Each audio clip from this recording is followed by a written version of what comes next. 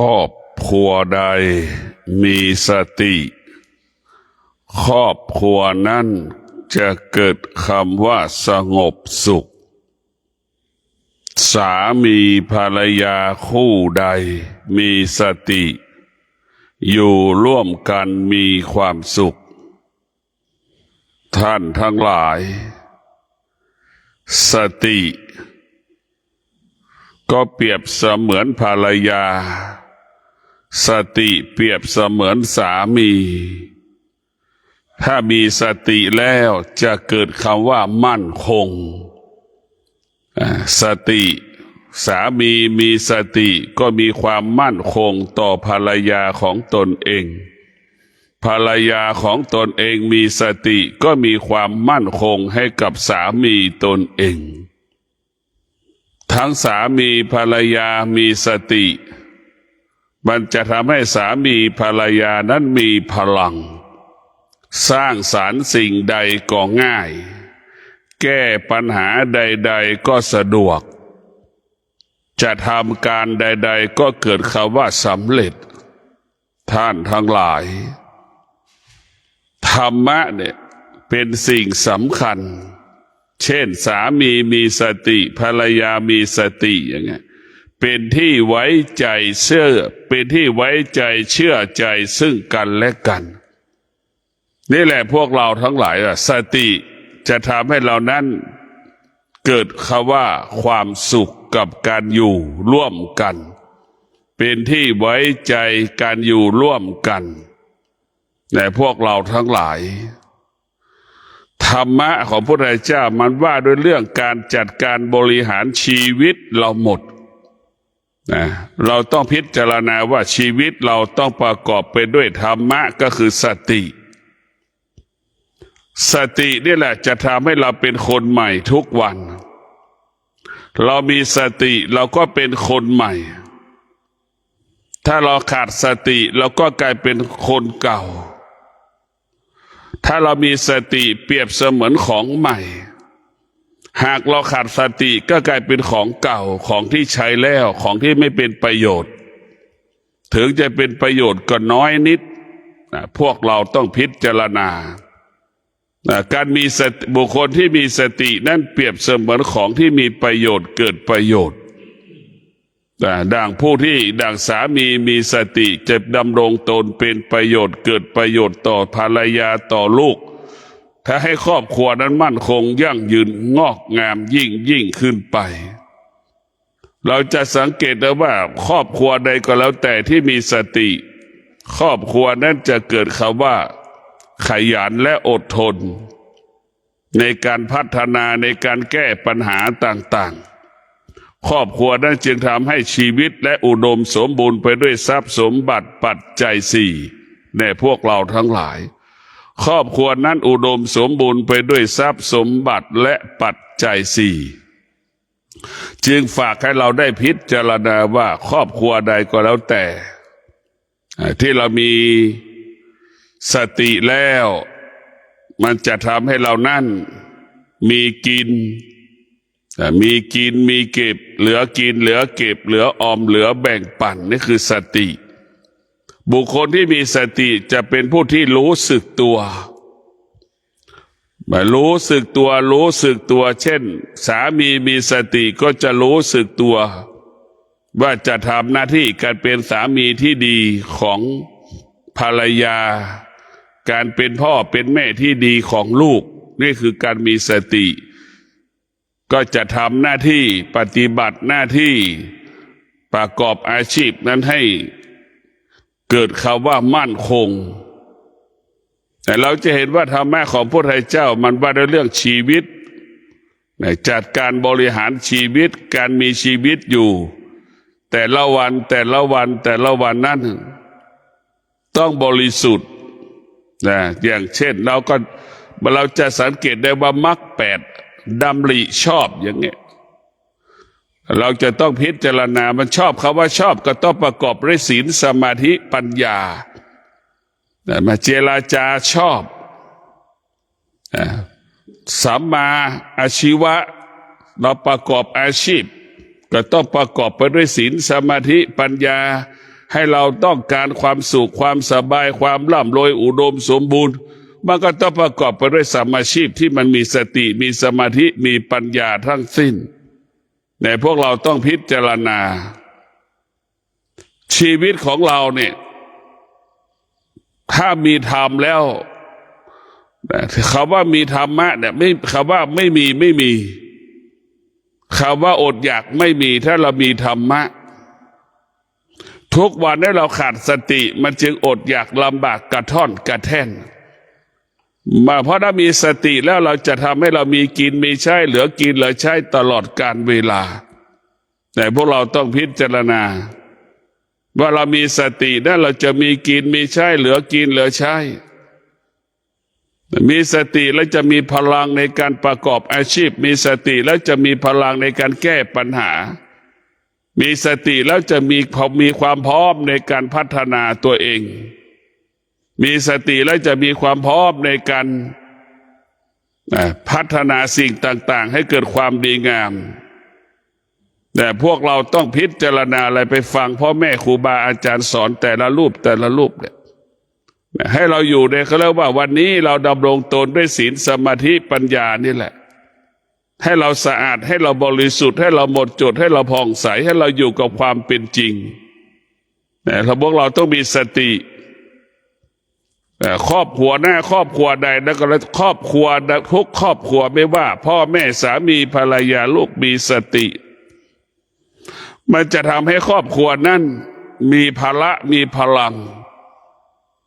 จะทำการใดก็เกิดคำว่าสามัคคีกันจะทำการใดก็เกิด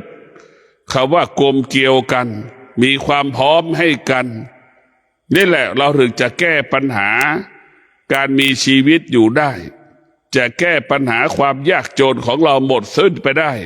ก็เพราะสตินี่แหละพวกเราทั้งหลายเราจะแก้ปัญหาต่างๆชีวิตทุกคนเกิดมาแล้วไม่ประสบปัญหาเนี่ยไม่มีชีวิตของเราเกิดมาแล้วจะประสบแต่ปัญหาเมื่อเรามีปัญหาแล้วเนี่ยเราจะต้องมีสตินี่แหละจะไปควรแก้ปัญหาพวกเราต้องมีสติปัญหาทั้งหลายเกิดจากการขาดสติแต่ถ้าเรามีสติปัญหามันก็ไม่เกิดไอ้ที่ปัญหามันเกิดเพราะเราขาดสติแต่พวกเราทั้งหลายสตินั้นมันจะรักษาสิ่งที่เราดำเนินชีวิตหน้าที่ของเราชีวิตของเราครอบครัวของเราอาชีพของเราเนี่ยมันจะรักษาสิ่งเหล่านี้แล้วมันก็ส่งเสริมสิ่งเหล่านี้เช่นเรามีสติเราก็จะไม่ทำผิดกฎหมายเรามีสติเราจะดำรงตนด้วยศีลสมาธิปัญญาอย่างนี้นี่แหละสติมันจะสอนเราให้อยู่ในความเป็นจริงแต่พวกเราต้องพิจารณาคนที่มีสติจะเป็นคนที่มีความอดทนคนที่มีสติเป็นคนที่มีความอดทนคนที่ขาดสติเป็นคนที่ขาดความอดทนควบคุมอารมณ์ความรู้สึกความนึกคิดที่รับรู้สึกไม่ได้พวกเราทั้งหลายตาเห็นรูปเกิดอาการสำแดงอาการคนที่ขาดสติคือควบคุมการรับรู้ของจิตไม่ได้แต่เราขาดสติคนที่มีสติก็จะควบคุมการรับรู้ของตานั้นได้แต่คนที่มีสติก็ควบคุมการรับรู้ของหูนั้นได้แต่แม่หูนั้นรับการรับรู้ของจมูกนั้นได้จะไม่ให้ตาหูจมูกลิ้นกายใจออกนอกกรอบนั้นได้จะให้ตาหูจมูกลิ้นกายใจอยู่ในเงื่อนไขของศีลสมาธิปัญญาแต่ทุกวันนี้ตาหูจมูกลิ้นกายใจละมันเกเรเราควบคุมมันไม่อยู่นะเหมือนลูกที่มันไม่ฟังพ่อฟังแม่แหละแม่ไม่ให้ไปมันก็ไปไม่ให้ทำมันก็ทำนั่นแหละมันเกเรตาหูจมูกลิ้นกายใจถ้ามันเป็นคนที่เกเรมันไม่เคารพพ่อเคารพแม่ตาหูจมูกลิ้นกายใจมันไม่เคารพมันไม่ให้เกียรติ สติเลยนะไม่รู้ค่าของสติก็เหมือนลูกที่ขาดสติไม่รู้ค่าของพ่อของแม่นั่นแหละไม่รู้ค่าของพ่อของแม่ไม่รู้ว่าพ่อแม่ได้มีเป็นบุคคลสำคัญในชีวิตของเราจะเห็นได้ว่าลูกที่ขาดสติจะเห็นคนอื่นสำคัญกว่าพ่อแม่ตนเองเข้าใจว่าบุคคลอื่นนั้นไปเข้าใจชีวิตตนเองมากกว่าพ่อแม่ตนเองในลูกที่ขาดสติจะเป็นแบบนี้ลูกที่มีสติก็จะให้ความสำคัญว่าพ่อแม่นี่แหละเป็นบุคคลที่สำคัญสำหรับชีวิตของเรานอกจากพ่อแม่แล้วไม่มีใครคนไหนที่จะมีความสำคัญต่อชีวิตของเราในพวกเราทั้งหลายผู้ที่มีสติโดยเฉพาะลูกที่มีสติจึงรู้ว่าพ่อแม่นั้นเป็นสมบัติของเราในลูกที่มีสติจึงรู้ว่าพ่อแม่เป็นสมบัติของเราทุกลมหายใจเพราะฉะนั้นลูกที่มีสติจึงรู้ว่าพ่อแม่นั้นไม่สามารถเปลี่ยนแปลงไปจากเราได้พ่อแม่นั่นก็คือคงความเป็นพ่อแม่ของเราตลอดเวลาพ่อแม่จะเลี้ยงเราก็ช่างไม่เลี้ยงเราก็ช่างก็จะเป็นพ่อของเราเป็นแม่ของเราในพวกเราทั้งหลายเพราะฉะนั้นลูกที่มีสติเนี่ยจะให้ความสำคัญกับพ่อกับแม่ให้ความเคารพย่ำเกรงพ่อแม่จะให้เกียรติพ่อแม่จะไม่ทำให้พ่อแม่เสียใจลูกที่มีสติลูกที่มีสติจะแคร์ความรู้สึกของพ่อของแม่ลูกที่มีสติก็จะเป็นผู้ที่มีความขยันเป็นผู้ที่มีความอดทนทำงานปฏิบัติหน้าที่เพื่อได้ปัจจัยสี่ให้พ่อกับแม่กินอยู่อย่างมีความสุขในลูกที่มีสติลูกที่มีธรรมะมันจะเป็นแบบนี้แหละจะทำอะไรคิดถึงแม่คิดถึงพ่ออยากให้พ่อแม่นั้นมีความสุขอยากให้พ่อแม่เลิกจากการทำงานนี่แหละก็ตัวเองก็ต้องเสียสละลูกที่มีสติบุคคลที่มีสติเป็นผู้ที่เสียสละดังพระบาทสมเด็จพระเจ้าตากสินมหาราชนะสมเด็จพระนเรศวรมหาราชเป็นผู้ที่เสียสละชีวิตตนเองครอบครัวตนเอง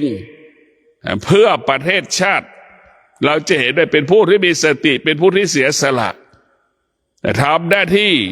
ปกป้องคุ้มครองรักษาประเทศชาติไม่ให้ชาติอื่นมาเบียดเบียนชาติของตนประชาชนของตนนั่นแหละเราจะเห็นได้ว่าสมเด็จพระนเรศวรสมเด็จพระเจ้าตากสินเป็นผู้ที่เสียสละเหมือนแม่เสียสละให้กับลูกนั่นแหละพวกเราทั้งหลายสติเราจะเห็นแม่เป็นผู้ที่เสียสละเราจะต้องพิจารณาว่าการบุคคลที่มีสตินั้นจะเป็นผู้ที่เสียสละยิ่งใหญ่ดังพระพุทธเจ้าไปเสียสละความสุขส่วนตนเสียสละทุกอย่างทั้งพ่อแม่สามีภรรยาลูกเนี่ยเสียสละเพื่อคนทั้งโลกแต่เราจะเห็นว่าพระพุทธเจ้าท่านเห็นคนทั้งโลกว่าเป็นทุกข์เกิดแล้วมีความทุกข์พระพุทธเจ้าก็มีความปรารถนาว่าให้คนทั้งโลกนั้นได้พบแต่ความสุขความเจริญได้พบแต่ความดีงามความงอกงามพระพุทธเจ้าดำรงตนเป็นเจ้าชายสิทธัตถะจึงออกบวชเสียสละแม่อันเป็นที่รักพ่ออันเป็นที่รักภรรยาเป็นที่รักลูกเป็นที่รักเห็นไหมเพื่อนเป็นที่รักหมดสละทุกอย่างเพื่อคนทั้งโลกแต่พวกเราทั้งหลายพระพุทธเจ้าชายสิทธัตถะไม่เห็นแก่ตัวเป็นผู้ที่เสียสละที่ยิ่งใหญ่แต่พวกเราทั้งหลายอย่างที่บอกแล้วว่าผู้ที่มีสติจะเป็นผู้ที่เสียสละคนที่ขาดสติจะเป็นคนที่เห็นแก่ตัวเห็นแก่ครอบครัวตัวเองเห็นประโยชน์ของชาติตัวเองเป็นหลักแต่เจ้าชายสิทธัตถะเห็นโลกใบนี้นะเป็นหลักเสียชีวิตสละชีวิตเพื่อโลกใบนี้ทำอะไรเพื่อโลกใบนี้ แต่พวกเราทั้งหลายจึงเป็นผู้ที่เสียสละเพราะฉะนั้นเจ้าชายสิทธัตถะจึงเป็นศาสดาที่แตกต่างจากบุคคลอื่นๆเพราะไม่มีภรรยาไม่มีสามีไม่มีภรรยาไม่ตัดหมดทุกอย่างเราจะเห็นได้ว่าศาสดาของพุทธศาสนานั้นเป็นศาสดาที่ผู้ที่เสียสละทั้งกายทั้งจิตตัดความรู้สึกให้หมดสิ้นไปจากกายจากจิตดังผู้ที่มีสติคำว่าเวทนาก็จะไม่เกิดถึงแม้เกิดก็ระงับมันได้ยุติมันได้ใช้เวลาอันสั้นนี่แหละพวกเราทั้งหลายเราต้องพิจารณาอย่างนี้นะคือธรรมะผู้ที่มีสติก็จะหยุดคำว่าอุปทานนั้นได้อุปทานนั้นก็ไม่เกิดแล้วพวกเราทั้งหลายสติจะไปควบคุมอุปทานสติจะไปควบคุมเวทนาความรู้สึกของเราเนี่ยสติจะไปควบคุมความรู้สึกสารพัดความรู้สึกที่มันปรากฏทางตาหูจมูกลิ้นกายใจของเราเราให้เราเข้าใจว่าเราขาดสติมันไม่สามารถควบคุมตาหูจมูกลิ้นกายใจเราได้มันจึงชกต่อยตีกันที่ทุกวันนี้พวกเราขัดแย้งกันเนี่ยเพราะอะไรเพราะเราเนี่ยวุ่นวายก็เพราะเราขาดสติเนี่ยพวกเราทั้งหลายถ้าเรามีสตินี่มันก็จะคิดถึงแม่ถ้าเรามีเรื่องแล้วแม่จะลำบากใจถ้ามีสติเนี่ยมันจะหยุดอย่างนี้มีเรื่องไม่ได้ขัดแย้งกันไม่ได้มีปัญหาไม่ได้ใครจะมาเลี้ยงพ่อเลี้ยงแม่เราถ้าเราติดคุกเราจะทำยังไงใครจะรับผิดชอบแม่เราลูกเราอย่างเงี้ยคือสติมันจะทำให้เราอยู่กับความเป็นจริง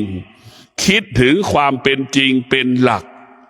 นั่นแหละมันจึงถอนตัวออกจากความรู้สึกคือเวทนาจะไม่ซ้ำเติมให้เวทนานั้นเป็นใหญ่โตมโหฬารแต่เพราะฉะนั้นผู้ที่มีสติจะเท่าทานเวทนาหรือเวทนาจะไม่เกิดถึงแม้จะเกิดก็ระยะเกิดระยะเวลาอันสั้นแต่พวกเราทั้งหลายต้องพิจารณาผู้ที่มีสติเนี่ยจะเป็นผู้ที่เห็นขันธ์ทั้งห้าเป็นพิษเป็นภัยต่อการพัฒนาจิตทุกวันนี้ขันธ์ห้าของเราเนี่ยนะทำให้เราดันทุกข์เพราะขันธ์ห้าเราหลงเพราะขันธ์ห้านั่นแหละแต่ผู้ที่มีสติเห็นขันธ์ห้าเป็นของเน่าของเหม็นเห็นขันธ์ห้าเป็นสิ่งที่ไม่เที่ยงเห็นขันธ์ห้านั้นเป็นสิ่งที่ไม่ทนเห็นขันธ์ห้านั้นเป็นโทษต่อการมีชีวิตอยู่ของเราลำบากเพราะร่างกายเน่าเหม็นของเรานี่แหละเรากินเห็นไหมกินก็ปรุงแต่งในการกินนอนก็ปรุงแต่งในการนอนฟังเสียงก็ปรุงแต่งในการเสียงในเสียงหลงในเสียงหมดนี่แหละเราจะเห็นได้ว่าตาหูจมูกลิ้นกายใจเนี่ยมันเป็นต้นเหตุให้เกิดความทุกข์ทั้งสิ้นเป็นต้นเหตุให้เกิดปัญหาทั้งสิ้นเราจะได้เงิน100 ล้านพันล้านก็อยู่ที่ตาหูจมูกลิ้นกายใจเราจะหมดเนื้อหมดตัวอยู่ที่ตาหูจมูกลิ้นกายใจเขาจะหลงเราจะหลงเขาก็อยู่ที่ตาหูจมูกลิ้นกายใจหลงขันธ์ห้าหลงกายของคนอื่นก็หลงกายของเราก็หลงกายของคนอื่นนี่แหละคือเรียกว่ากิเลสทั้งหลายความอยากทั้งหลายเนี่ยมันปรากฏเกิดขึ้นแล้วมันก็จะเป็นแบบนี้ของมันผู้ที่มีสตินั้นจะอยู่กับความเป็นจริงอยู่กับความเป็นจริงก็เรียกว่าอยู่กับอริยบททั้งสี่จะนั่งก็รู้จะนอนก็รู้จะเดินก็รู้จะกินก็รู้ในอริยบททั้งสี่เอาอริยบททั้งสี่มาเป็นตัวรู้นี่แหละเรารู้เมื่อเรารู้มันเรียกว่ารู้สึกตัวนั่นแหละเท้าขวาย่างเราก็รู้เนี่ยเท้าขวาย่างรู้เท้าซ้ายย่างรู้เท้าขวายกรู้เท้าซ้ายยกก็รู้เนี่ยเมื่อเรารู้สึกตัวมันจึงทำให้เรานั้นมีพลังและมีอำนาจรู้สึกตัวมีพลังและมีอำนาจ อยู่ในคุณของความดีงามตลอดกาลเวลาอยู่ในคุณของความดีงามตลอดเวลานะพวกเราต้องพิจารณาว่าความดีงามนี้เป็นสิ่งที่ประเสริฐที่สุดเราต้องพิจารณาตลอดกาลเวลาความดีงามนั้นเป็นสิ่งที่มีค่าความดีงามนั้นเป็นสิ่งที่ประเสริฐสำหรับชีวิตของเราแต่พวกเราทั้งหลายต้องพิจารณาสิ่งที่ดีก็ดีไม่ดีก็ดีเนี่ยมันเป็นสิ่งที่เป็นอนิจจังทุกขังอนัตตาผู้ที่มีสติเนี่ย จะรู้ความจริงของธรรมรู้ความจริงของธรรมในธรรมะของพระพุทธเจ้าเนี่ยก็คือให้รู้กายกับจิตไม่ใช่รู้พระไตรปิฎกนะพวกเราธรรมะพระพุทธเจ้ารู้กายกับจิตรู้ในอริยบททั้งสี่นั่นคือการรู้ธรรมของธรรมพระพุทธเจ้านั่นคือเป็นการรู้ธรรมที่แท้จริงคือรู้กายกับจิตเช่นเรานั่งสมาธิกายมันกำลังปวดขามันกำลังปวดอย่างนี้นี่คือรู้กายกับจิตให้รู้แบบนี้แหละว่ากายกับจิตเป็นเช่นใดมันเจ็บปวดความเจ็บปวดมันก็รู้อีกว่ามันเป็นสิ่งที่ไม่ทนอย่างเงี้ยเรียกว่าความเจ็บปวดนะมันคงไม่แตกต่างจากกลิ่นของเน่าของเหม็นเกี่ยมันก็หายจางไปจากจมูกเราอย่างนี้คือมันไม่มันอยู่ไม่คงที่เรียกว่าอยู่ไม่คงที่เพราะฉะนั้นธรรมะก็คือสติเรียกว่าเป็นแสงสว่างให้เราเห็นความจริงธรรมะคือสติเห็นสว่างของความจริงชัดเจนขึ้นเรื่อยๆเรื่อยๆเรื่อยๆแต่พวกเราทั้งหลายเราจะเห็นได้ว่าบุคคลในครอบครัวของเรามีสติเนี่ยจะให้เกียรติซึ่งกันและกันให้ความเคารพซึ่งกันและกันโดยเฉพาะลูกมีสติเนี่ยแม่ก็ให้เกียรติลูกพูดอะไรมาแล้วล้วนเป็นความจริงเนี่ยแม่ก็จะสงบรู้ตลอดเวลาจะไม่กล้าออกอาการแสดงอาการใดๆทั้งสิ้นไม่ว่าพ่อแม่สามีภรรยาลูกเนี่ยล้วนต้องการรับรู้เรื่องความจริงเราจะเห็นได้ว่าชีวิตเราอยู่ด้วยความจริงเท่านั้นพ่อแม่สามีภรรยาลูกต้องอยู่ด้วยความจริงเรียกว่าชีวิตเราต้องอาศัยความจริงจึงจะอยู่ร่วมกันและมีความสุขเราจะบอกแล้วว่าพ่อแม่สามีภรรยาลูกเนี่ยมีสติเนี่ยแต่พวกเราทั้งหลายเมื่อพ่อแม่สามีภรรยาลูกมีสติจิตของพ่อแม่สามีภรรยาลูกก็เป็นอิสระจิตเป็นอิสระไม่ต้องกังวลใจใดๆทั้งสิ้นจิตนั้นเป็นอิสระเหมือนนกบินกลางอากาศจิตเราเปรียบเสมือนนกถ้าจิตพวกเรามีสตินี่จิตนั้นเป็นอิสระไม่ต้องกังวลใจใดๆทั้งสิ้นเห็นไหมเมื่อเรามีสติจะเป็นที่ไว้ใจเชื่อใจซึ่งกันและกันมันเป็นที่ไว้ใจเชื่อใจซึ่งกันและกันวันนี้แหละคือสติถ้าเราคนขาดสติไม่ได้นะพวกเราเมื่อขาดสติแล้วไม่เป็นที่ไว้ใจเชื่อใจซึ่งกันและกันทำให้พ่อแม่สามีภรรยาลูกขาดสติทำให้นั้นกังวลใจตลอดการเวลาถ้าลูกพ่อแม่สามีภรรยาลูกเนี่ยขาดสติก็จะนำมาซึ่งความเสียหายเดือดร้อนจึงทำให้ผู้เป็นสามีภรรยาพ่อแม่ลูกกังวลใจซึ่งกันและกันนี่เราจะเห็นได้ว่าการขาดสติจะทำให้เรากังวลใจทำให้เราไม่สบายใจในพวกเราทั้งหลายเรียกว่าสติได้เป็นตัวสุดคำว่าสุดก็คือตัวสตินี่แหละทำให้เราสุดพวกเราต้องมีสติในการดำเนินชีวิตไม่ว่าจะทำอะไรก็แล้วแต่สติเท่านั้น ที่จะทำให้เรานั้นมีปัญญาขึ้นสติจะทำให้เราเกิดปัญญาและสติปัญญาได้จะมีความสำคัญต่อการมีชีวิตอยู่ของมนุษย์สติปัญญามีความสำคัญต่อการมีชีวิตอยู่ของมนุษย์ในพวกเราทั้งหลายสติปัญญานั้นสำคัญกับการมีชีวิตอยู่เมื่อเรามีสติเมื่อเรามีปัญญาแล้วเนี่ยพวกเราทั้งหลายชีวิตของเราเนี่ยอุดมสมบูรณ์ไปด้วยปัจจัยสี่ชีวิตเราอุดมสมบูรณ์ไปด้วย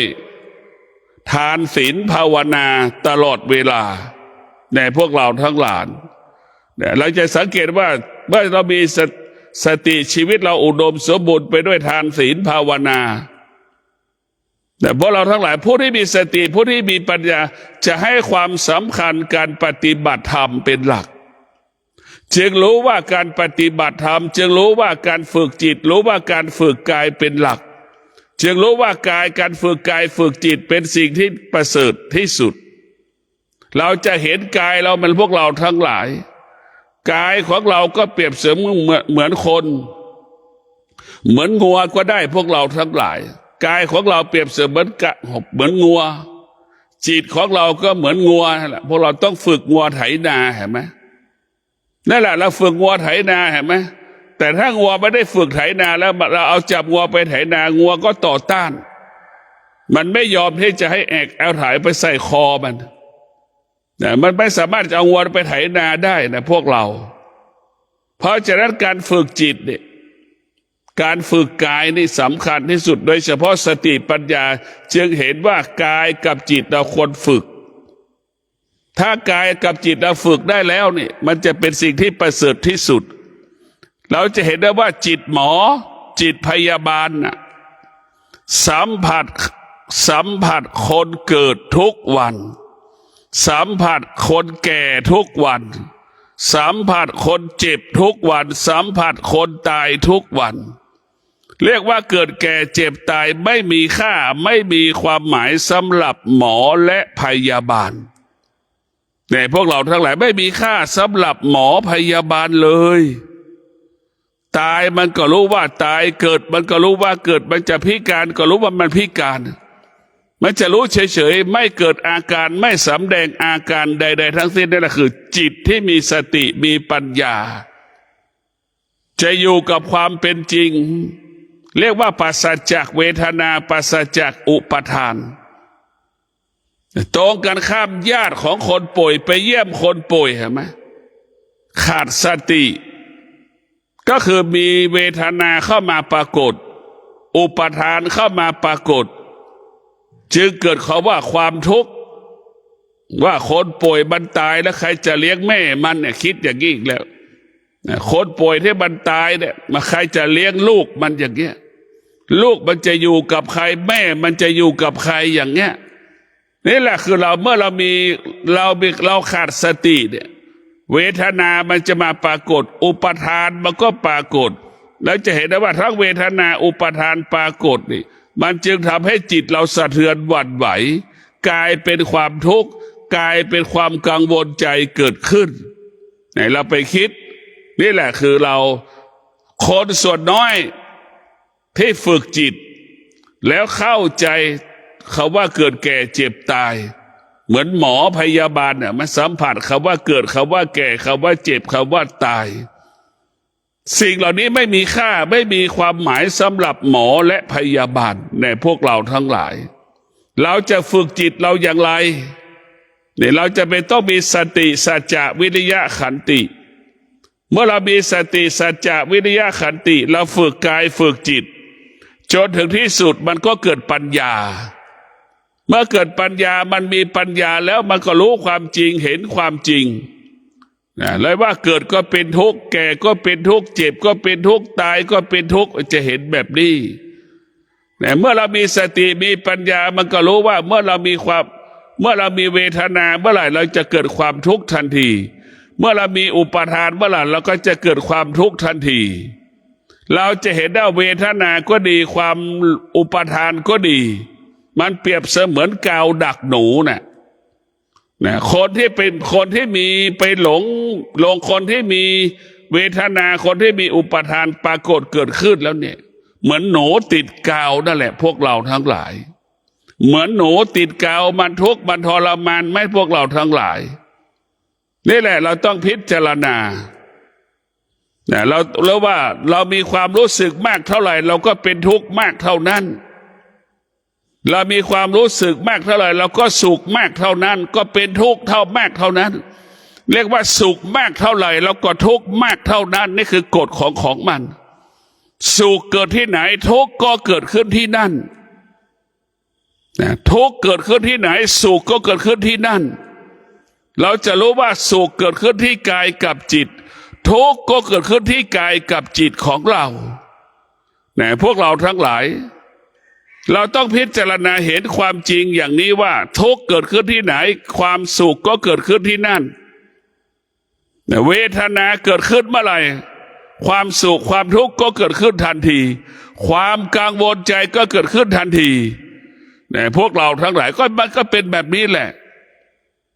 พวกเราจะต้องเห็นว่าเวทนาอุปทานนั้นมันเป็นเชื้อโรคที่น่ากลัวที่สุดมันเป็นไวรัสที่น่ากลัวที่สุดเราจะต้องหยุดความรู้สึกต้องหยุดความนึกคิดของเราให้ได้ส่วนมากเราจะมีแต่ความรู้สึกความนึกคิดจึงทำให้เรานั้นลำบากกายลำบากใจฝากให้เราได้โปรดพินิจพิจารณาธรรมะคือคำสอนของพระพุทธเจ้าว่าด้วยเรื่องความจริงของชีวิตตนแลเป็นที่พึ่งแห่งตนให้เราพึ่งตนเองให้มากที่สุดนี่แหละธรรมะว่าด้วยเรื่องความจริงของชีวิตไม่มีใครอยู่กับเราเราก็ไม่สามารถอยู่กับเขาได้สามีก็ไม่สามารถอยู่กับเราได้ตลอดเวลาภรรยาก็ไม่สามารถอยู่กับเราได้ตลอดเวลาลูกก็ไม่สามารถอยู่กับเราได้ตลอดเวลาแม่ก็ไม่สามารถอยู่กับเราได้ตลอดเวลานี่แหละคือธรรมะบอกสอนให้เรารู้เรื่องความจริงแล้วให้เราอยู่กับความเป็นจริงตนแลเป็นที่พึ่งแห่งตนโดยเฉพาะเวลานี้ครอบครัวไหนยึดมั่นถือมั่น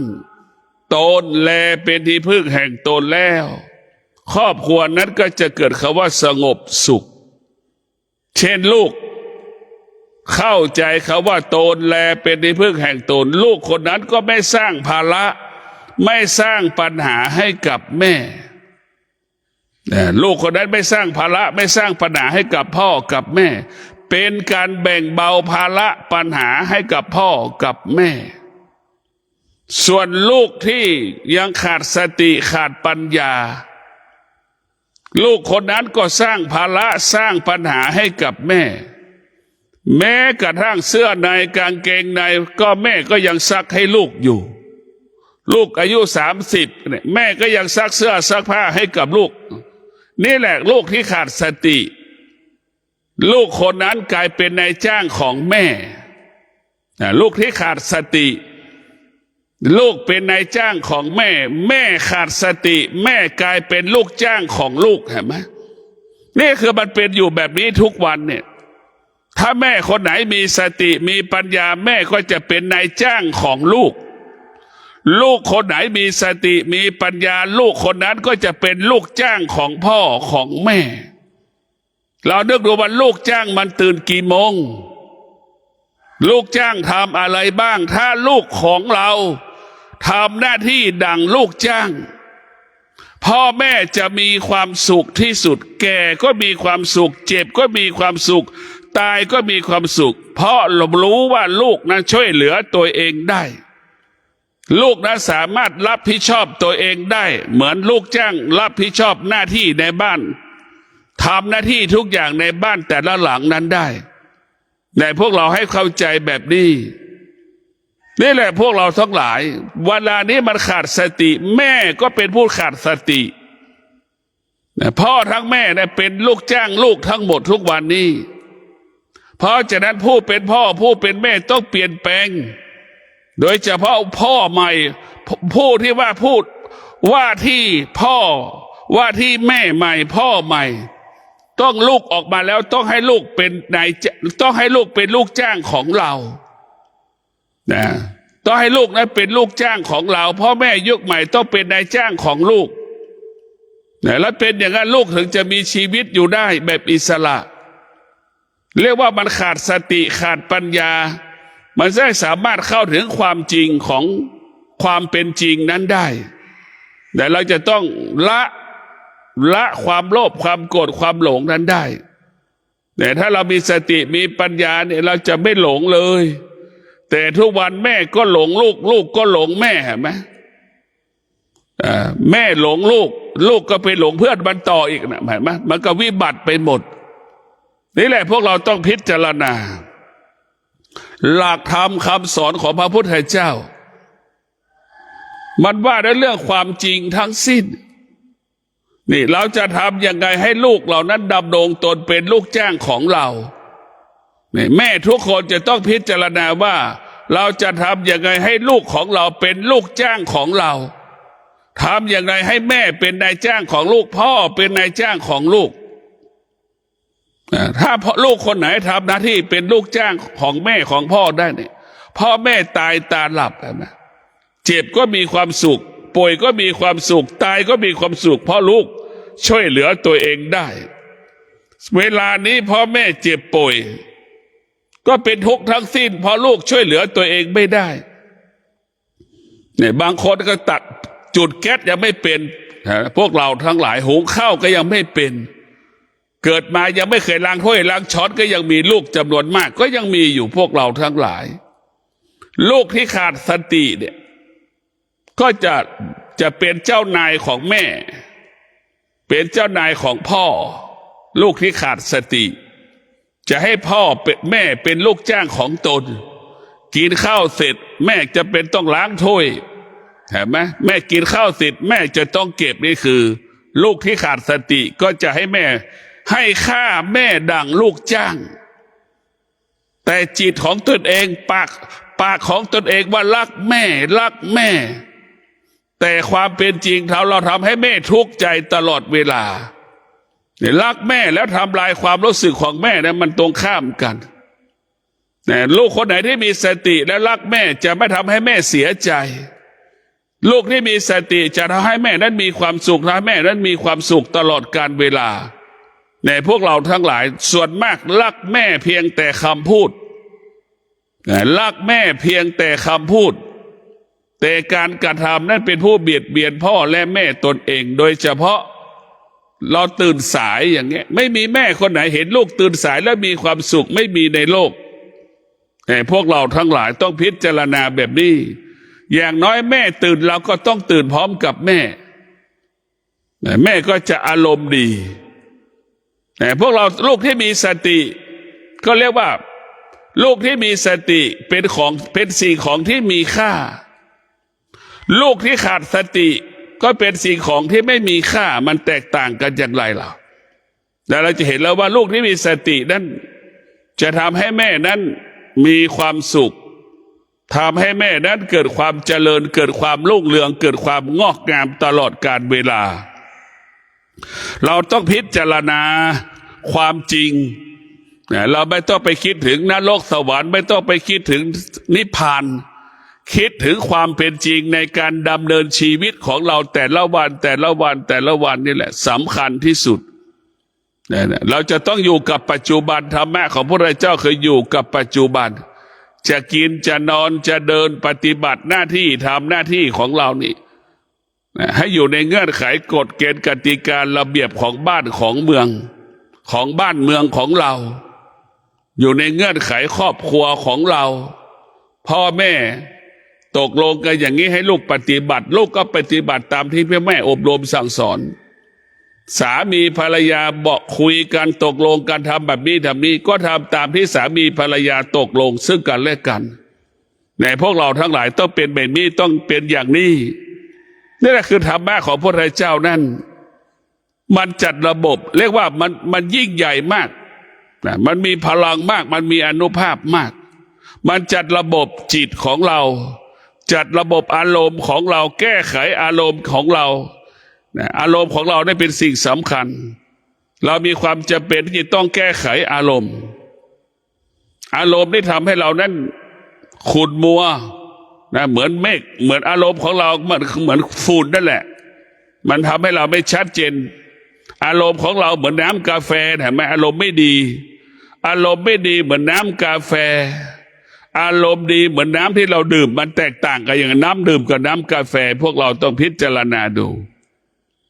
ระหว่างกินน้ำดื่มกับกินกาแฟอันไหนเป็นคุณอันไหนเป็นโทษเราต้องพิจารณาคุณเกิดที่ไหนโทษเกิดขึ้นที่ไหนเราก็ต้องพิจารณาเราต้องพิจารณาแบบนี้อย่างนี้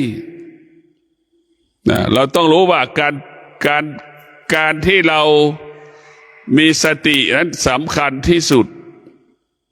บุคคลที่มีสติเรียกว่าบุคคลนั้นมีความมั่นคงไม่สามารถมาเปลี่ยนแปลงบุคคลที่มีสตินั้นได้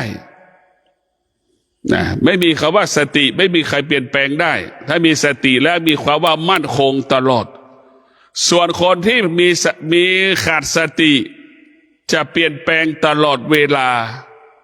เปลี่ยนแปลงตลอดถ้าเรามีสติแล้วเราจะไม่มีคำว่าเปลี่ยนแปลงเรามีสติจะอยู่กับความเป็นจริงตลอดกาลเวลาเช่นความจริงก็คือตนแลเป็นที่พึ่งแห่งตนเราจะคิดแบบนี้อยู่กับความจริงสุขก็อยู่ที่กายของเราสุขก็อยู่ที่จิตของเราทุกข์ก็อยู่ที่กายกับจิตของเรามันจะคิดอย่างนี้เป็นแบบนี้ของเราพวกเราทั้งหลายสตินั้นมีความสำคัญต่อการมีชีวิตอยู่สตินั้นมีความสำคัญต่อการมีชีวิตอยู่ชีวิตของเราประกอบไปด้วยสติเรียกว่าชีวิตเรานั้นก็เข้มแข็งชีวิตเราก็มั่นคงคิดสิ่งใดก็สำเร็จทำการใดก็สำเร็จนี่แหละคือสติจะทำให้เรานั้นอยู่ในเงื่อนไขของธรรมะตลอดกาลเวลาอย่างเวลานี้บุคคลที่มีสติบางครั้งก็ขึ้นดอยแล้วจะไปเก็บเห็ดถอบพวกเราแล้วดูเห็ดถอบมันออก มีสติที่จะไปหาเงินโดยใช้ฤดูฝนเป็นประโยชน์ต่อการมีชีวิตอยู่ใช้ฤดูฝนไปแสวงหาผลประโยชน์ในฤดูฝนพวกเราต้องพิจารณาอยู่ตลอดเวลาว่าผู้ที่มีสติเท่าทานการเปลี่ยนแปลงเราให้เราเข้าใจว่าผู้ที่มีสติเท่าทานการเปลี่ยนแปลงเช่นฤดูนี้ฝนมันตกเห็ดถอบมันจะออกอย่างเงี้ยมันก็จะไปเก็บเห็ดถอบเอามาขายมีรายได้เพิ่มรายได้ให้กับครอบครัวเพื่อให้ครอบครัวได้มีกินมีใช้อย่างนี้พวกเราทั้งหลายเราต้องมีสติอยู่กับตัวเราเมื่อเรามีสติเราจะเป็นผู้ไม่หลงเรามีสติเราจะเป็นผู้ไม่ยึดติดเรามีสติจะเป็นผู้ที่ปล่อยและวางอารมณ์ความรู้สึกที่ตามันยึดที่ตามันสัมผัสหูมันสัมผัสจมูกมันสัมผัส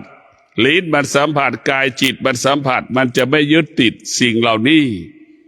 เพราะฉะนั้นผู้ที่มีสติจนถึงที่สุดก็คือรู้เฉยๆเท่านั้นผู้ที่มีสติรู้เฉยๆเท่านั้น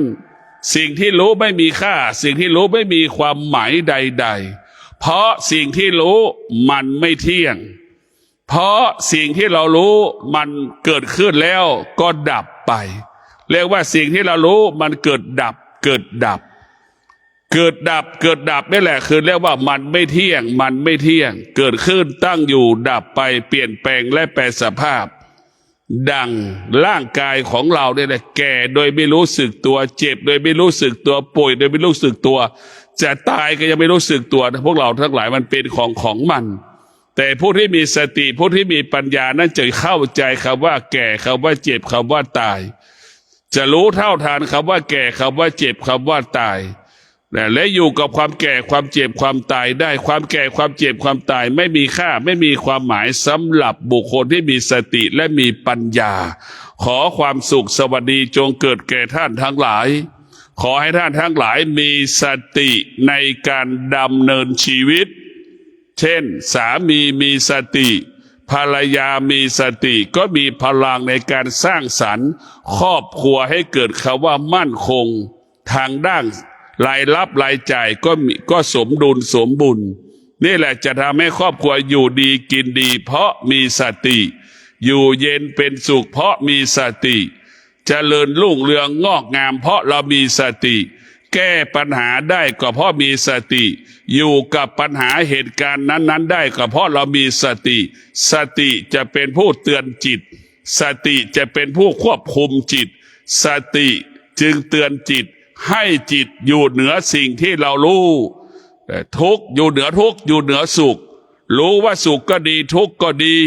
มันไม่เที่ยงให้เราอยู่เหนือสุขอยู่เหนือทุกข์จึงเกิดคำว่าจิตรู้สิ่งใดให้อยู่เหนือสิ่งนั้นจิตรู้สิ่งใดให้ละสิ่งนั้นจิตรู้จิตไม่ตามรู้นี่แหละยอดของธรรมนี่คือแก่นของธรรมนี่แหละคือสาระของธรรมอยู่ที่สติเท่านั้นขอเจริญพร